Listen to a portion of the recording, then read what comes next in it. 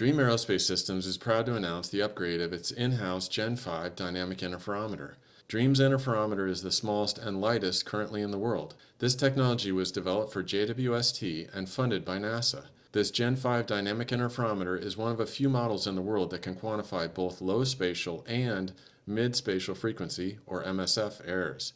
Dream uses this to test and properly finish its in-house designed, cast, and processed zeroDELTA lightweight mirrors.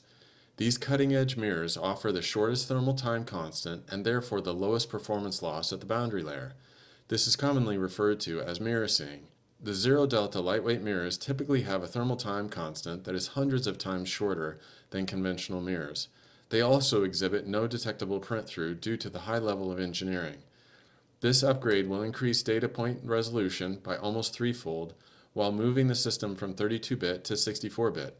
This will make download and processing faster. Contact Dream today to discuss your project needs. Thank you.